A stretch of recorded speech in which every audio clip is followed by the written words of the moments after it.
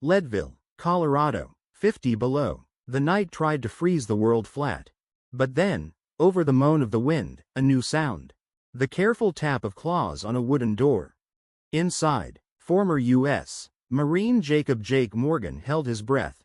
On the porch stood a German Shepherd mother. Her fur was glazed in ice, 2 trembling pups pressed against her legs. The rules said, never open the door. He opened it anyway. What followed was silence broken by firelight, a midnight offering left on the threshold, and the cold stare of a stranger at the edge of the trees. This was the night warmth beat the storm, when a caller turned a shelter into a family. Before we begin, where are you watching from? Drop your country in the comments. If you believe no soul, human or animal, should face the cold alone, hit subscribe. And if you still believe God writes miracles in paw prints and firelight, type Amen. Scene 1. The cabin. The wind over Leadville came down like a living thing, shouldering the pines with a relentless moan that made the cabin timbers flex as if breathing. Night erased the horizon. Sky and earth were one sheet of iron-cold darkness pressing the world flat. The thermometer lied at 50 below, because the air felt meaner than numbers could name. Inside, the potbelly stove beat its orange heart. Heat crawled outward in slow circles. Jake Morgan, mid-30s, big frame, moved without waste. A Marine once called corporal, then sergeant, now just hey, you. His strength was quiet, the kind that didn't announce itself. Hair, the color of late straw, clipped close with his own clippers. Beard, rugged but disciplined, kept short, because whiskers hold cold. Eyes, flat blue, like lake ice before thaw, always watchful.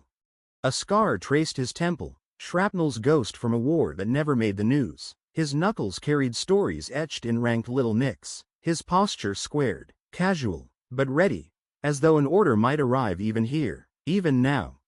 The cabin told his story, a rack with climbing rope, rucksack, and a fading olive-drab field jacket.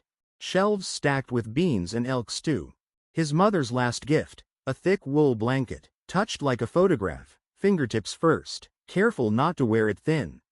Jake lived alone. He had once known the noise of brothers at his left and right, radios buzzing orders. But Afghanistan had taught him the silence that follows, the kind that stays forever.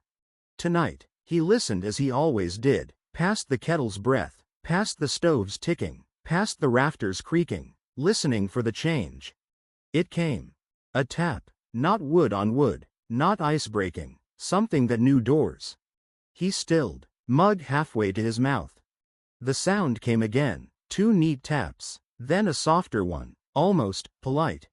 He set the mug down, crossed the floor, and placed his hand on the latch. He paused, letting fear show itself, if it meant to.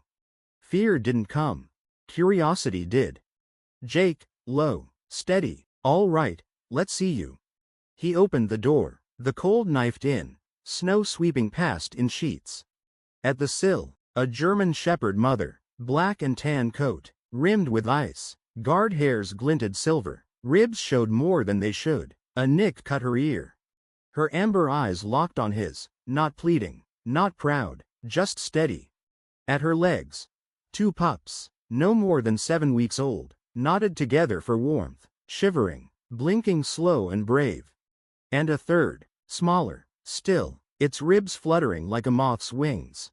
The mother glanced at it once, then back at him, as if to say, I've brought you a problem with teeth. I won't ask for your hands, unless you mean to offer them. Jake froze at the threshold. Inside, warmth and rules. Outside, survival. He remembered 3 rules. Mountain rule. Don't teach wild creatures that doors open. Marine rule. When need looks you in the eye, refusal attaches to your name. His mother's rule. Help is a fire you share. He stood on the hinge of the world, between heat and storm, rules and mercy. Jake whispered the only prayer he had. Jake, low, steady, easy now. He knelt, reached, and touched the smallest pup. It whimpered, faint but alive. He lifted it gently, tucking it into his coat. Behind him, the stove ticked. Before him, the mother dog did not move. He stepped back inside, laid the pup before the fire, wrapped it in his mother's blanket, rubbed life back into its trembling frame. The pup twitched, then breathed, then whimpered again. Jake exhaled, his shoulders eased. The mother was still at the door, still outside. Jake opened it wider, enough for the storm's roar, enough for her to decide. She did, slowly. She nudged the other two pups forward. They scampered to the fire, collapsing beside their sibling. Only then did she step inside. Snow crystals shook from her coat. She curled herself around them, eyes never leaving Jake. He closed the door. The storm screamed outside. Inside, firelight, thawing fur, and fragile breaths. For the first time in years, Jake's cabin was not a bunker, it was a home. Her scarf was pulled high over her cheeks, snow lacing her lashes. She was in her early 40s, tall and willowy, her frame wiry with the strength of a woman who had spent her life tending animals and hauling hay bales. Brown hair, streaked with silver, escaped her wool hat in loose strands. There was kindness about her, a softness at the edges, though her gray eyes carried a shadow of loss. Her husband, a logger, had died in a fall nearly 10 winters ago, leaving her to run their small ranch alone. That grief had carved resilience into her, like wind-etching rock. "Storm's got a mean bite," she said, voice muffled by the scarf. "I saw smoke. Thought I'd check you hadn't frozen in your boots." Jake opened the door wider, gesturing her inside. The shepherd mother rose again, muscles taut, placing herself between the stranger and her pups. Lucy stopped mid-step, her eyes widening at the sight. "Well, I'll be damned," she whispered, tugging down her scarf. "You've got company?" Her surprise flickered into something else, recognition, maybe even admiration, as she took in the fragile bundle of pups nestled in Jake's old blanket. "They came to your door?" she asked. Jake nodded once. "Found them near frozen?" Lucy crouched carefully, her movements slow, respectful of the mother's watchful eyes. "Poor souls," she murmured. She slipped off her gloves, producing a small jar from her coat pocket. "I keep honey with me this time of year," she explained. "Helps calves with no strength left to suckle."